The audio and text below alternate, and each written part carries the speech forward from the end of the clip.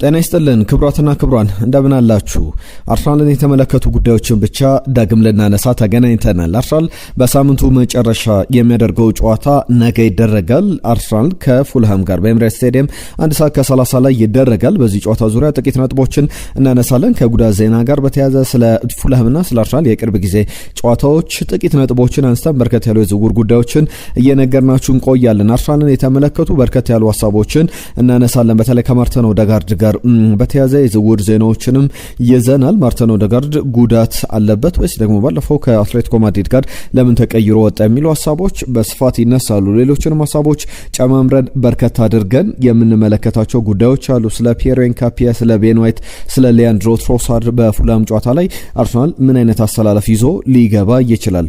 ወደ መጨረሻ ላይ ደግሞ በቻምፒየንስ ሊግ ጨዋታ ዙሪያ ከሰሞኑ ቪዲዮ አልሰራንምና አነጋጋሪ ስለነበረው ጨዋታም ጥቂት ነጥቦችን እናነሳለን። በተለይ የአርሰናል መዘረፍ ማለት ይቻላል በአውሮፓ እግር ኳስ ማህበር በነበረው ጨዋታ ዙሪያ ተዘርፏል። ነገር ግን ሌላ ስጋትም ይዞ የመጣ ጨዋታ ነው። በተለይ ዴክላን ራይስ ቅጣት ሊጠብቁ ይችላል በአውሮፓ ቻምፒየንስ ሊግ ላይ እየተባለ ይገኛል። በዚህ ጉዳይ ላይ ማብራሪያዎችን አንስተን ለምን ቅጣት ሊጠብቁ ይችላል ተባለ የሚለውን ጉዳዮች እየነገርኳችሁ ቆያለሁ።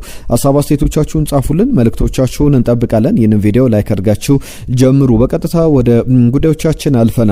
አርሰናል ከፉልሃም ነገ ምሽት የሚደረግ አስፈላጊ ጨዋታ ነው። በሲዝኑ የመጀመሪያ ጨዋታ ላይ ሊያንድሮ ትሮሳር 1-0 አርሰናል ሲያሸንፍ ብቸኛውን ግብ ሰከንድ አፍ ላይ 58ኛው ደቂቃ ላይ አስቆጥሮ ጨዋታውን አርሰናል 1-0 ማሸነፉ ይታወቃል። ባለፈው ዓመትም በኤምሬትስ ስቴዲየም የነበረውን የዚህ ተመሳሳይ ፊክስቸር ስንመለከት አርሰናል 2-1 ነበር ባለፈው ዓመት ያሸነፈው። ሚኬል ሜሬኖ፣ ቡካዮ ሳካ ሁለት ግቦችን አስቆጥረው እንዲሁም ሙኒዝ በ94ኛው ደቂቃ ላይ የፉልሃምን ብቸኛ የማስተዛዘኛ ግብ ጨዋታው ሊጠናቀቅ በተቃረበበት ሰዓት ላይ ግብ አስቆጥሮ ነበር።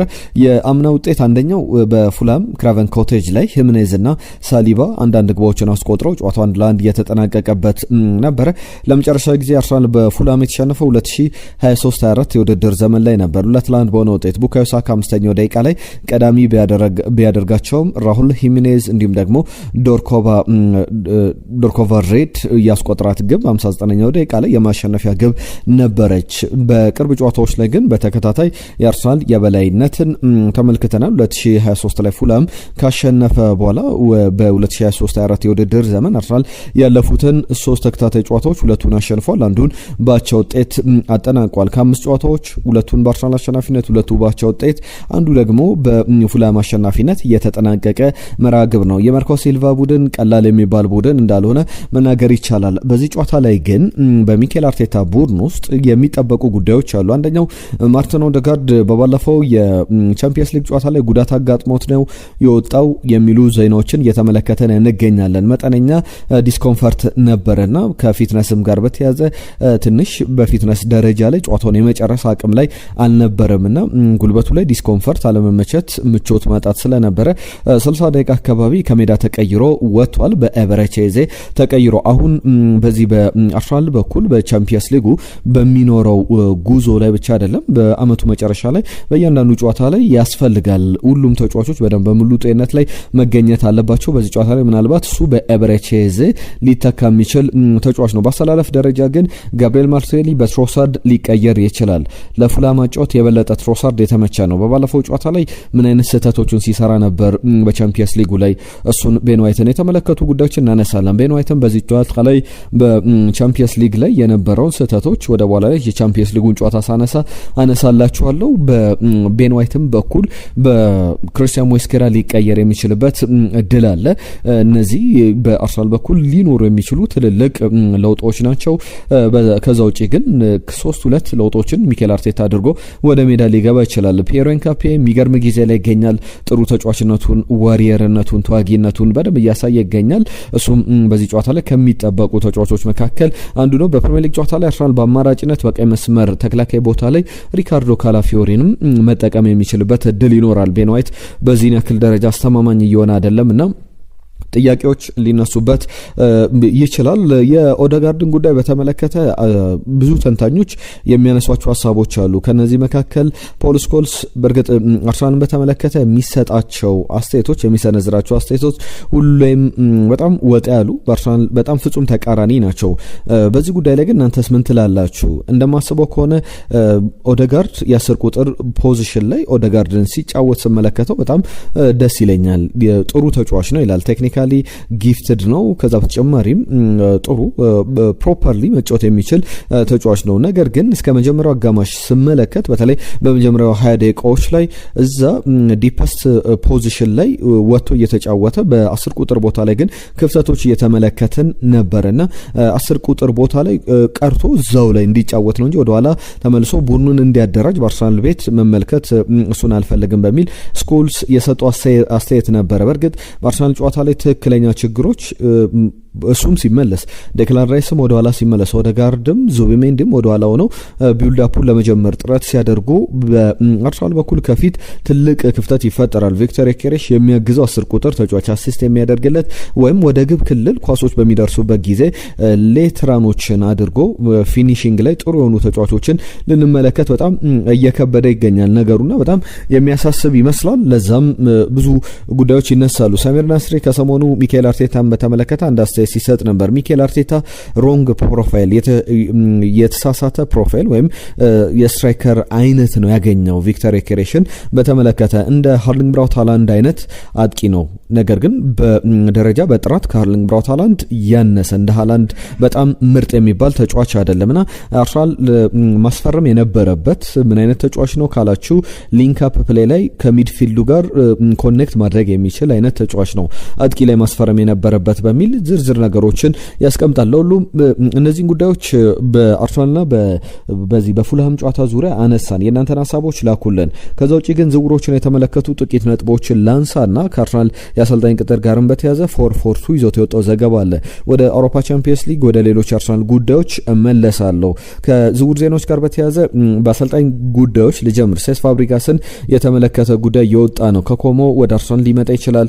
የረጅም ጊዜ አርሰናል እቅድ ነው ተብሎ ሲነገር ነበረ። ቸልሲም አርሰናልም ይፈልጉታል። ተጫዋቹ ግን ወደ አርሰናል ነው መምጣት የሚፈልገው። የቀድሞ የአርሰናል የባርሰሎና የቸልሲ ተጫዋች ሴስ ፋብሪጋስ በአርሰናል ማሰልጠን ይፈልጋል የሚል ዘገባን 442 ይዞ ወጥቷል። ሚኬል አርቴታ ግን በመጀመሪያ የውድድር ዓመቱን በዋንጫ የሚያጠናቅቅ ከሆነ እድሎቹ ዜሮ ናቸው ማለት ይቻላል። ነገር ግን ያለ ዋንጫ የሚያጠናቅቅ ከሆነ ምናልባት በሚኬል አርቴታና በአርሰናል መካከል መለያየቶች የሚፈጠሩበት እድል ሰፍቷልና ያንን በተመለከተ እየተነሱ ያሉ ዘገባዎች ናቸው። ጋብሪኤል ጀሱስን በተመለከተ በጣሊያን እግር ኳስ ላይ ስመጥር ከሚባሉ ጋዜጠኞች መካከል ዲማርዚዮ ነው። ዲማርዚዮ እንደሚያነሳው ከሆነ ጋብሪኤል ጀሱስ በኤሲ ሚላን ፕራይመሪ ታርጌት ካደረጉ ኤሲ ሚላን ሊያስፈርማቸው ከሚፈልጉ ተጫዋቾች መካከል አንዱ የሚል ዝርዝር ዘገባን ይዞ ወጥቶ ተመልክቻለሁ። በቀጣይም ይህ ዝውውር ሊጠናቀቅ የሚችልበት እድል አለና ለአርሰናል ሌሎች አማራጮች ላይ ትኩረት እንዲያደርግ እድል ይከፍትለታል። እነሱንም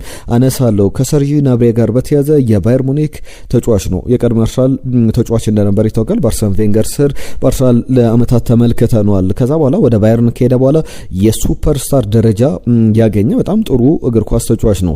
አሁን ባየርን ከ30 እስከ 35 ሚሊዮን ዩሮ ተጫዋቹን መሸጥ ይፈልጋል። ነገር ግን አርሰናል ከ20 እስከ 25 ሚሊዮን ዩሮ አውጥቶ ሰርጂ ናብሬ ሊያስፈርም ይችላል በክረምቱ የሚል ስፖርትስ ቦምብ ይዞት የወጣው ዝርዝር የዝውውር ዘገባ በደንብ የሚያሳዩት የሚጠቁማቸው ነገሮች አሉ በአርሰናል ቤት። ሌላኛው ከአርሰናል ጋር በተያዘ በዚሁ በግራ መስመር አጥቂ ቦታ ላይ ሰርጂ ናብሪ በእርግጥ በሁለቱም ቦታዎች ላይ በቀኝም በግራም መስመር የአጥቂ ቦታ ዊንገር ሆኖ ማገልገል ይችላል። በባሪስ አልፐር ይልማዝን በተመለከተ ከጋላታሳራይ አርሰናል ተጫዋቹን ለማስፈረም ጥረት እያደረገ ይገኛል። 8 ግቦችን አስቆጥሯል። አሲስት ለግብ የሆኑ ኳሶችን 10 አሲስቶች አሉትና ሌፍት ዊንገር ነው። ከዛ በተጨማሪ ጥሩ የ9 ቁጥር ስትራይከር አማራጭ ሆኖ በክለብ ውስጥ እንደ አንድ ስኳር ተጫዋች መያዝ የሚችል በግራ መስመር አጥቂነትም ማገልገል ማገልገል የሚችል ጥሩ ቱርካዊ ተጫዋች ነው። ባሪስ አልፐር ይልማዝን ለማስፈረም በአንድሪያ ቤርታ በኩል ከሰሞኑ ወደዛ ሄደው እንደነበረ ወደ ጋላታሳራይ ጨዋታ ጋላታሳራይ ከፌነርባቼ ባደረጉ ጨዋታ ላይ በዛ መታየታቸውን ተከትሎ ብዙ ሀሳቦች ሲሰጥበት የነበረ ጉዳይ ነው። ሌላኛው ሰርቢያዊው ተጫዋች በተለይ በሰርቢያ ብዙ መገናኛዎች አንዳንድ አውትሌቶች ይዘው ተወጡት ዘገባ መሰረት ስፖርቲንጆ ለምሳሌ 17 ዓመቱን የሬድ ስታር ቤልግሬድ አታኪንግ ሚድፊልደር ቫዚሌ ኮስቶቭን ለማስፈረም አርሰናል ፍላጎት አለው። ድርድሮች ይኖራሉ። በጣም የመጀመሪያ ኢኒሻል ንግግሮች ተጀምሯል የሚሉ ዘገባዎችን ይዘው ወጥቷል። ፖቴንሻሊ እስከ 20 ሚሊዮን ዩሮ ክለቡ ይፈልጋል። አርሰናል ግን እስከ 12 ሚሊዮን ዩሮ የሚገምተው አይነት ተጫዋች ነው። በዚህ ዝውውር ዙሪያ ፋብሪዚዮ ሮማኖ አርሰናል የመጀመሪያ ድርድሮችን ለማድረግ እንቅስቃሴ ላይ ይገኛል። ተጫዋቹን ከሚፈልጉ ክለቦች መካከል በቀዳሚነት አርሰናል ይጠቀሳል የሚል ዘገባን ይዞቶ ተመልክቻለሁ። የሪያል ማድሪዱን አልቫሮ ካሬራስን የተመለከተ ሚኬል አርቴታ ተጫዋቹን ይፈልገዋል። ዲፌንሲቭሊ ዴብዝ እንዲኖረው ክለቡ ፕላን ከተደረጉ ዝውውሮች መካከል በፉልባክ ቦታ ላይ ሬንፎርስመንት ቡድኑን ለማሻሻል በጣም ከሚፈለጉ ስሞች መካከል አንዱ ነው። ሪያል ማድሪድ እስከ 60 ሚሊዮን ዩሮ ድረስ ተጫዋቹን ሊሸጠው ይችላል የሚሉ የአልቫሮ ካሬራስና የአርሰናልን ስም የያዙ ጉዳዮችን ተመልክተናል።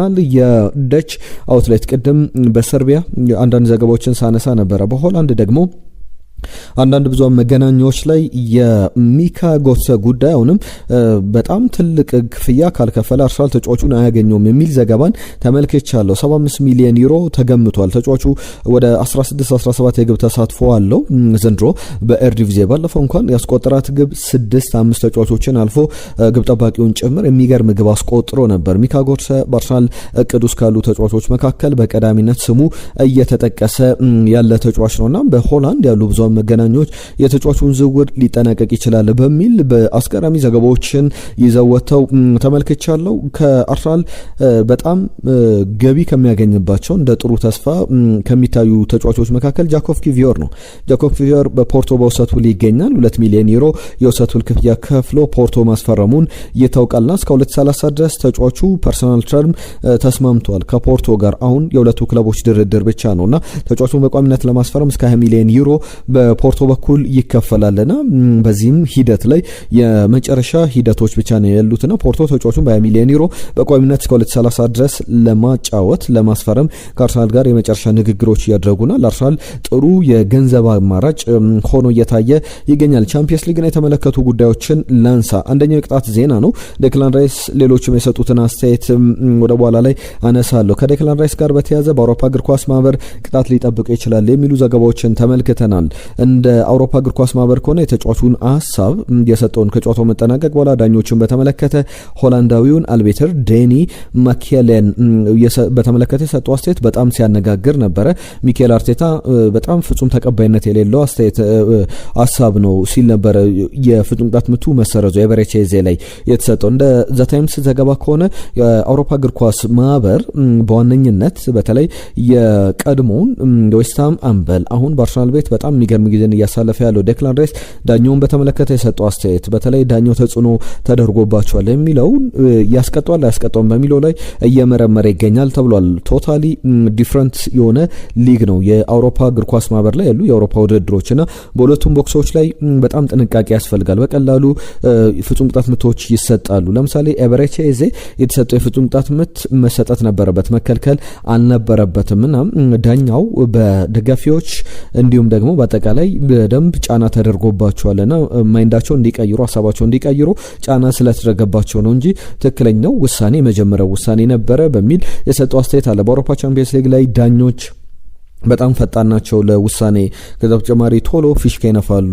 እንዲሁም ደግሞ ብዙ ጊዜ ጥንቃቄን አይመርጡምና በቀላል ነገሮች ፔናላይዝድ ያደርጋሉ፣ ቅጣትን ያስተላልፋሉና ስለዚህ በአውሮፓ እግር ኳስ ማህበር ለየት ያሉ የዳኝነት ውሳኔ ከፕሪሚየር ሊግ አንጻር አነጻጽሮ የሰጠው አስተያየት በአውሮፓ እግር ኳስ ማህበር ምናልባት ቅጣት እንዲጠብቀው ሊያደርግ ይችላል የሚሉ ሀሳቦች እየተሰነዘሩ ይገኛሉ። ለሁሉም እነዚህ የሚነሱ ጉዳዮች ናቸው። ከአርሰናል ጋር በተያያዘ የፉልሃምና የአርሰናልን ጨዋታ ግምቶቻችሁን ላኩልን። በምናነሳቸው ጉዳዮች ላይ ሀሳብ አስተያየቶቻችሁን ላኩልን። ይህንን ቪዲዮ ላይክ አድርጋችሁ አብራችሁ እንዳላችሁ ተስፋ እናደርጋለን። ሼር፣ ላይክ፣ ሰብስክራይብ እናድርግ። የአርሰናልን ቻናል በጋራ እናሳድግ። አሁንም እንቀጥላለን። የቻምፒየንስ ሊግ ጉዳዮች አርሰናል ተዘረፈ የተባለበትን ኢንሲደንቶችን ጥቂት ነጥቦችን ላንሳና አጠናቅቃለሁ። ሌሎች ጉዳዮችንም አነሳለሁ። ለሁሉም አሁንም በተለይ ከዚህ ከቻምፒየንስ ሊግ ጋር በተያያዘ አርሰናል ተዘርፏል ብላችሁ ታስባላችሁ ወይስ ደግሞ በአርሰናል በኩል በትክክል የኤቤሬቺ ፍጹም ቅጣት ምት መከልከል ነበረበት ብላችሁ ታስባላችሁ? ሀሳብ አስተያየቶቻችሁን ጻፉልን። የሉዊስ ኤንሪኬ ከፓሪስ ሰን ዠርመንና ከባየር ሙኒክ ጨዋታ መጠናቀቅ በኋላ የሰጡት አስተያየት አነጋጋሪ እንደነበር እናስታውሳለን። ማሸነፍ ይገባን ነበረ ሲል ነበር ሉዊስ ኤንሪኬ። ከዛ በተጨማሪም አቻም ብንወጣ ይገባናል፣ ብንሸነፍም እንኳን ይገባናል ብሎ በአንድ ጨዋታ ዙሪያ የተለያዩ ሀሳቦችን በጣም በሚያስገርም ሁኔታ ሰጥቷል። የአርሰናል ጨዋታ ተጠባቂነቱም ድርድሩም ከዛ በተጨማሪ ብዙ ነገሮች የፉክክር ሂደቱንም በደንብ ከአትሌቲኮ ማድሪድና ከአርሰናል ጋር በተያዘ ሲነጻጸር የነበረው በባየርንና በፒኤስጂ ጨዋታ ልክ ነበርና በጣም አሰልቺ ጨዋታ ይሆናል ብለው ብዙዎች ሲያስቡ ነበር። ነገር ግን ጨዋታው እንደዛ እንዳልነበረ በደንብ የተመለከትንበት መራግብር ነበር። ምክንያቱም ብዙ ቁጥሮችን ብዙ መረጃዎችን ማስቀመጥ ይቻላል። በተለይ ደግሞ አንድ ጨዋታ ሊገለጽባቸው ከሚችሉ ነገሮች መካከል የግብ ሙከራዎች ናቸው። ባየር ሙኒክ ከፓሪስ ሰን ዠርመን ባደረጉት የፓርክ ደ ፕሪንስ ጨዋታና አትሌቲኮ ማድሪድ ከአርሰናል አትሌቲኮ ባደረጉት ጨዋታ ላይ ብዙ የግብ ሙከራ ብሎክ የተደረጉ ሹቶችን ጨምሮ የግብ ሙከራዎችን ስንደማምር የአርሰናልና የአትሌቲ ጨዋታ ላይ የተሞከሩ ሙከራዎች 29 ናቸው። 29 ቶታል የግብ ሙከራዎችን ኢፈርቶችን ተመልክተናል። 23ቱ ደግሞ ከኦፕን ፕሌይ ከክፍት ጨዋታዎች የተነሱ ናቸው። ፓሪስ ሰን ዠርመንና የባየርን ጨዋታ ደግሞ 22 የግብ ሙከራዎች የተሞከሩባቸው ናቸው። 16 የኦፕን ፕሌይ የግብ ሙከራዎችን ተመልክተናልና በዚህ ጨዋታ ላይ ደግሞ ምን አይነት ለውጦች እንዳሉ የተመለከትንበት ነው። በአጠቃላይ ለምሳሌ የፓሪስ ሰን ዠርመን ጨዋታ ላይ በፓሪስ ሰን ዠርመን በኩል 18 አይነት ሙከራዎች ለምሳሌ በኦን ታርጌት ደረጃ ፓሪስ ሰን ዠርመን 5 እንዲሁም ደግሞ ባየር ሙኒክ 8 ኦን ታርጌት ሙከራዎችን ሞክረው ነበር። በሾት ኦፍ ታርጌቶችን ስንደምር ደግሞ በሁለቱ 8 እና 9 ሙከራዎችን ሞክሯል። በአጠቃላይ 17 የግብ ሙከራዎች የነበረበት ነው። በአርሰናልና በአትሌቲኮ ማድሪድ ጨዋታ ላይ ደግሞ ወደ 16 ያክልና አንድ ነው ልዩነቱ። ኦን ታርጌት እና ኦፍ ታርጌት ሙከራዎችን ብቻ ደማምረን እንኳንና እንደተባለውም በጣም አሰልቺ ጨዋታ አልነበረም። እንደተጠበቀው ግን በጣም ብዙ ግቦችን ደግሞ የተመለከትንበት ጨዋታ እንደማይሆን ተጠብቆ ነበር። በዛ ደረጃ የተጠናቀቀ ጨዋታ ነው። ጥሩ ፉክክር ታይቶበታል ብሎ መናገር ይቻላል። የመጀመሪያው 45 ላይ መጠናቀቅ የነበረበት በአርሰናል አሸናፊነት ነበረ። አርሰናል 1-0 በቪክተር ዮኬሬሽ ግብ አሸንፎ ሁለተኛው አጋማሽ ላይ ደግሞ ዩሊያን አልቫሬዝ ባስቆጠራት ፍጹም ቅጣት ምት ግብ በአትሌቲ ጨዋታውን በ1-0 አሸናፊነት አጠናቋል። ሁለቱንም ጨዋታዎች እንግዲህ በመጀመሪያው አጋማሽ የአርሰናል ብልጫ፣ በሁለተኛው አጋማሽ ደግሞ የአትሌቲኮ ማድሪድን ብልጫ የተመለከትንበት ጨዋታ ነውና ሁለቱም ሉዊስ ኤንሪኬ ማሸነፍም መሸነፍም አቻ መውጣትም ይገባን ነበረ ብሎ ጨዋታው እንደገለጸው አሁን ሚኬል አርቴታና ዲየጎ ሲሞኒ ደግሞ ባቻ ውጤት ጨዋታው መጠናቀቁ ይገባናል ብለው አስተያየት ቢሰጡ የሚያስገርም አይሆንም። ጊሌም ባላጌ፣ አሌሳንድሮ ዲየል ፔሮ ከጨዋታው አስቀድሞ ስለ ሳሩ ሲያነሱ ነበር ሀሳቦችን በሲቢኤስ ላይ።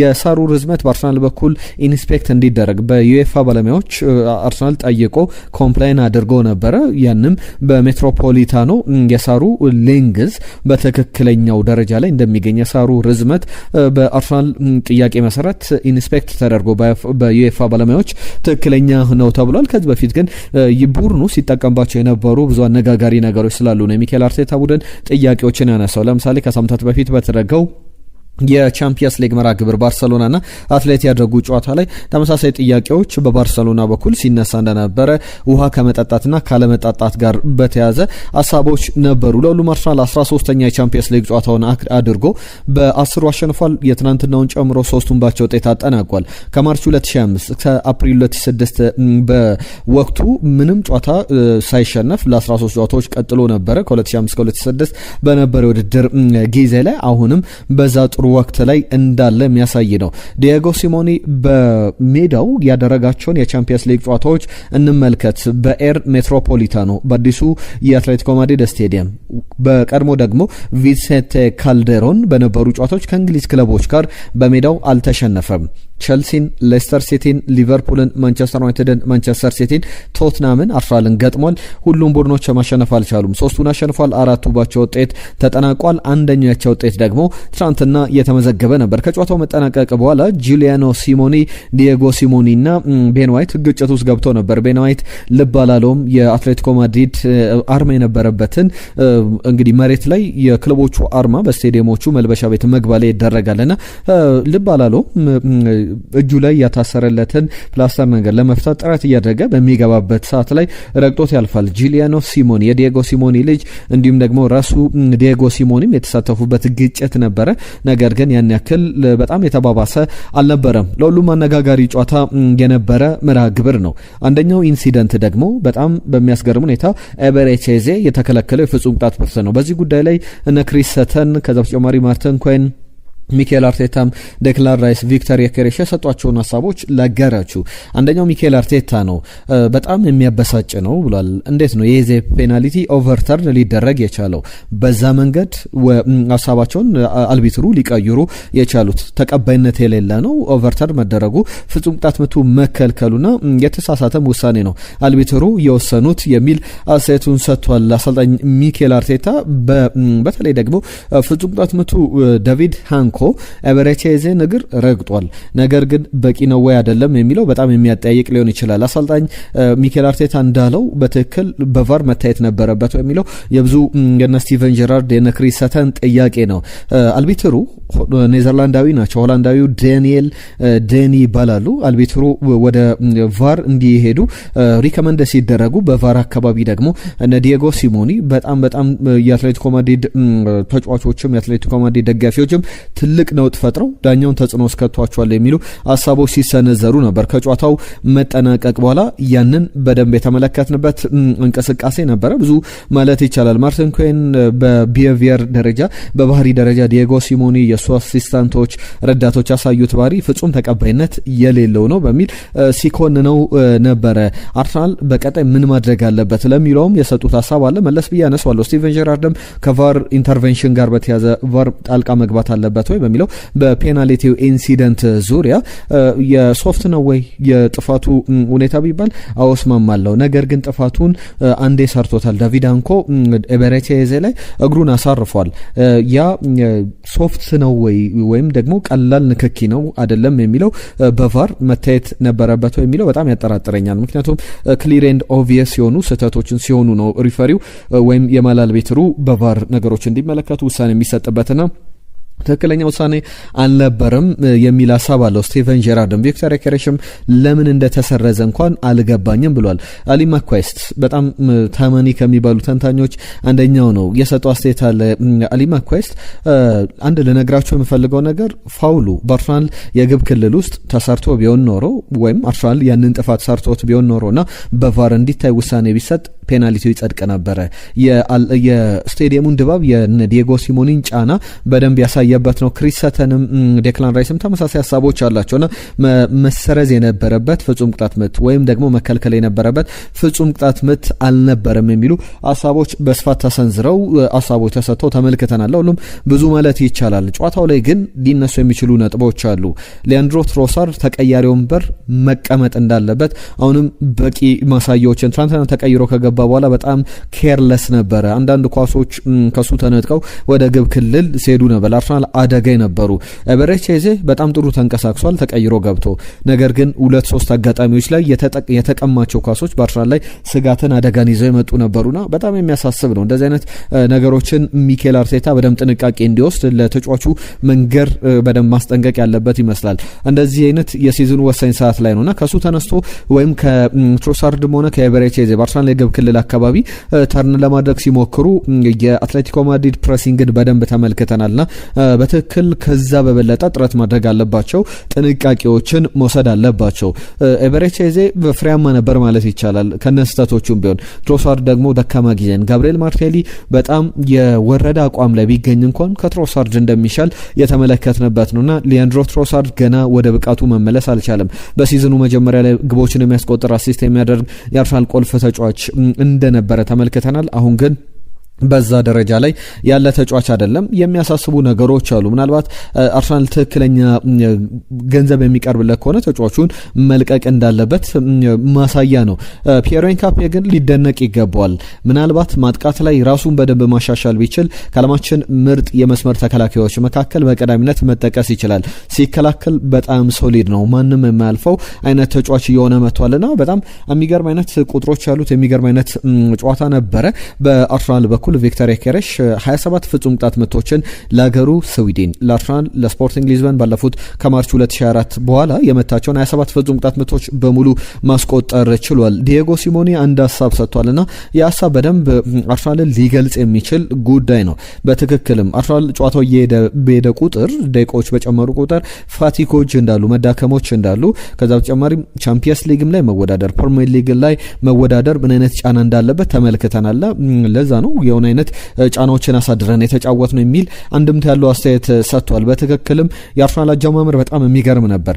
በሲዝኑ መጀመሪያ ላይ የተመለከትናቸውን የአርሰናል ተጫዋቾች ፊዚካሊቲ በደንብ ተመልክተን ነበር። ደቂቃዎች በሄዱ ቁጥር ግን የአርሰናል ፊዚካሊቲ እየወረደ መጥቷልና ምናልባት በፉላም ጨዋታ ላይ በፕሪሚየር ሊጉ ወሳኝ ጨዋታ ይጠብቀዋል። ቅዳሜ ምሽት 1 ሰዓት ከ30 ሲል በዛ ጨዋታ ላይ ምን አድረግን ያለበት አርሰናል በፊዚካሊቲ ደረጃ ጥሩ ጀምሮ ግቦችን አስቆጥሮ ነገሮችን ለማረጋገጥ ጨዋታውን በቶሎ ለመግደል መሞከር አለበትና አርሰናል ደግሞ በትልቅ ደረጃ ሊነሳ የሚገቡት ብዙ ሀሳቦች አሉ። አንዳንድ ቁጥሮችን ላንሳና በአርሰናል በኩል በሰሞኑ ጨዋታዎች ላይ ያሉ ድክመቶችን በአንዳንድ ቁጥሮች አስደግፌ ያነሳላችኋለሁ። አትሌቲኮ ማድሪድና አርሰናል 1-1 ነው ያጠናቀቁት። 100% ሁለቱም ግቦች ከፍጹም ቅጣት ምት የተቆጠረበት የቻምፒየንስ ሊግ ጨዋታ 2001 ላይ በፋይናል ባየር ሙኒክና ቫለንሲያ ያደረጉት ጨዋታ በኋላ የተመለከትነው ሁሉም ግቦች በፍጹም ቅጣት ምት የተቆጠሩበት የመጀመሪያው ግብ ሆኗል። ከዛ ውጪ በአትሌቲኮ ማድሪድ በኩል 2.22 የኤክስፔክትድ ጎል ኤክስጂ በዚህ ሜትሪክስ መሰረት ብዙ ለግብ የቀረቡ የተሻሉ የግብ ዕድሎችን የፈጠረበት ነውና እነዚህ እያንዳንዱ የግብ ሙከራ ተደማምሮ 2.2 ኤክስጂ ወይም ደግሞ 2.2 አይነት ያክል ግቦችን ማስቆጠር ነበረበት የሚል አይነት መለኪያ ነውና በሲዝኑ አርሰናል በሁሉም ውድድሮች ከየትኛውም ቡድን ጋር እንደዚህ አይነት የተሻለ ኤክስጂ ያስመዘገበው ቡድን የአስቶን ቪላ ጨዋታ ብቻ ነው። አስቶን ቪላ ብቻ ነው አርሰናል ላይ እንደዚህ አይነት የተሻለ ከአትሌቲኮ ማድሪድ የበለጠ ኤክስጂ ያስመዘገበው። ባየርንም ማንቸስተር ሲቲም ሌሎቹም ቡድኖች ይህንን ማድረግ አልቻሉማ። አትሌቲኮ ማድሪድ ትናንትና ሊያጠቃ ወደ ሜዳ እንደገባ ምልክቶች ናቸው። አርሰናል መዳከሙን ለመግለጽ ደግሞ በሲዝኑ ላይ በአውሮፓ ትልቅ ሊጎች 57ኛው ጨዋታውን ያከናወነው ያ ማለት ደግሞ አትሌቲኮ ማድሪድ 55 አርሰናል 57 ሁለቱም በአውሮፓ ትልቅ 5 ሊጎች ላይ በሁሉም ውድድሮች ላይ ብዙ ጨዋታ ያደረጉ ሁለት ክለቦች ያከናወኑት መርሃ ግብር ነበረ። በአጠቃላይ ግን ከአርሰናል ጋር በተያያዘ የማዕዘን ምቶች በትልቅ ጨዋታዎች ላይ ያገኘ አይደለም።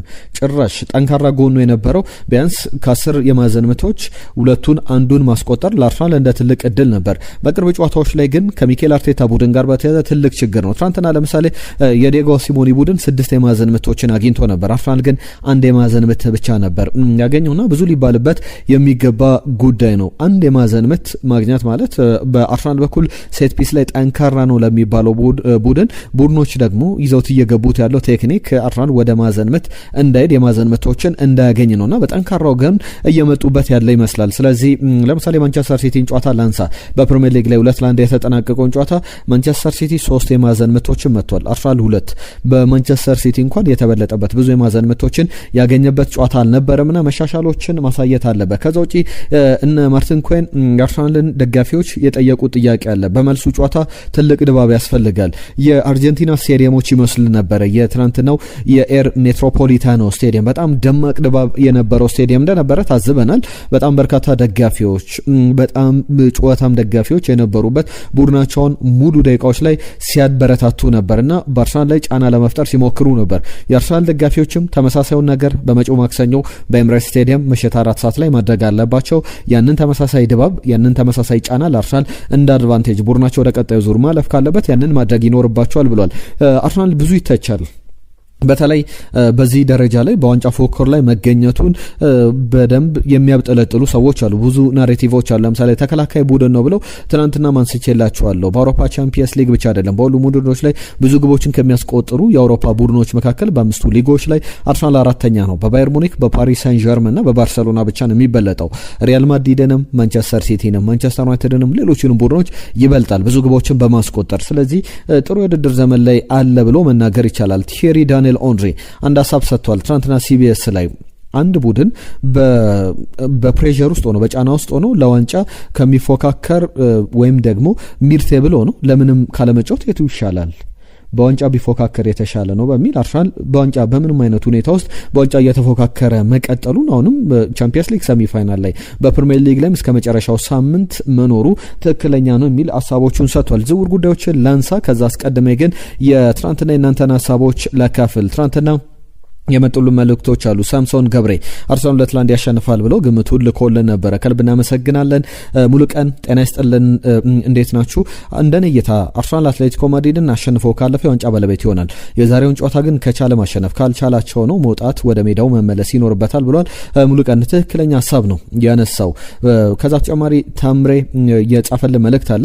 መረጃውን ካልሰማችሁ አዶሜሎ ሉክማን በልምድ ወቅት ተጎድቷል። ለማንኛውም ግምቴን ለማስቀመጥ አትሌቲኮ ማድሪድን አርሰናል 2 ጨዋታ ያልቃል ብሎናል። ታምሬ ትናንትናኛ በዲየጎ ሲሞኔ ቡድን በኩል አዶሜላ ሉክማን ወደ ሜዳ ይመለሳል፣ በአርሰናል ጨዋታ ላይ ይጫወታል ብለን የሰራነውን ቪዲዮ ተከትሎ ነው ይህንን ሀሳብ የሰጠው። ነገር ግን በሌሎች መረጃዎች እንደማይደርስ የሚያሳዩ ወይም በጨዋታው ላይ አይደርስም ሲባል ነበር በተለይ ከቀናት በፊት። ትናንትና ግን እኛ ቪዲዮ በሰራንበት ሰዓት ላይ አዶሜላ ሉክማን ለጨዋታው ዝግጁ እንደነበረ የወጡ መረጃዎች ያሳያሉ። ለዛ ነው ያን መረጃ የሰጠን።